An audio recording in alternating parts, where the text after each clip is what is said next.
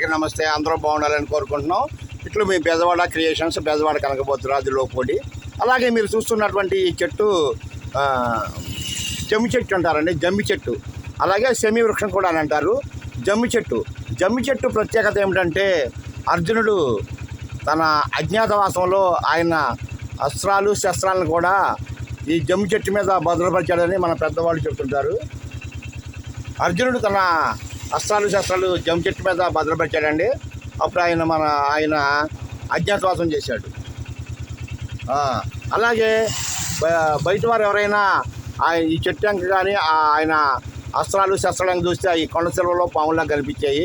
అవి ఎవరికి కనపడవండి, మళ్ళీ అర్జునుడికి మాత్రం కనపడాయి అంటాయి. అలాగే మన దసరాకి సెమీ పూజ అంటే ఈ జమ్మి చెట్టుకి పూజ కూడా చేస్తామండి మనం. ఒకసారి అందరూ చూడండి ఫ్రెండ్స్, ఇదే జమ్మి చెట్టు. టౌన్లో ఉన్న వాళ్ళు కొంతమంది తెలియకపోవచ్చు. ఒకసారి చూడండి ఫ్రెండ్స్, చూడండి జమ్మి చెట్టు ఎలా ఉందో.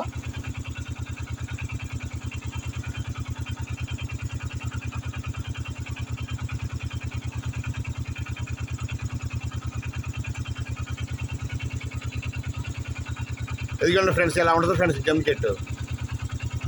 దీన్నే మనం జమ్మి చెట్టు అన్నాం ఫ్రెండ్స్. ఆ రకంగా దసరా అప్పుడు ఈ చెట్టు కూడా పల్లెటూరులో పూజ చేస్తామండి. గుళ్ళో కూడా అమ్మవారు పెట్టినప్పుడు అమ్మవారి ముందు ఈ చెట్టు కొమ్మను తీసుకెళ్ళి ఉంచుతాము మా పల్లెటూళ్ళలో. దీన్ని సెమీ వృక్షం కూడా అని అంటారు. అలాగే జమ్మి చెట్టు అంటాము ఫ్రెండ్స్. ఒకసారి అందరూ చూడండి. అలాగే ఈ సంవత్సరం కూడా వరి పంటలు రైతులకి అందరికి కూడా బాగా పంటలు పండాలని చెప్పి మనం కోరుకుందాం. రైతు బాగుంటేనే కదా ఫ్రెండ్స్ మనం అందరం బాగుండాలి. అలాగే పంటలన్నీ బాగా పండాలని కోరుకుందాం ఫ్రెండ్స్. చూడండి ఫ్రెండ్స్, జమ్మి చెట్టు సెమీ వృక్షం అంటారు దీన్నే ఫ్రెండ్స్. ఓకే ఫ్రెండ్స్, మీ అందరూ కూడా బాగుండాలని కోరుకుందాము. అందరూ బాగుండాలి, మీరు బాగుండాలి, నేను బాగుండాలి ఫ్రెండ్స్. మీ అందరికి కూడా శ్రీరామ రక్ష. Okay friends, bye.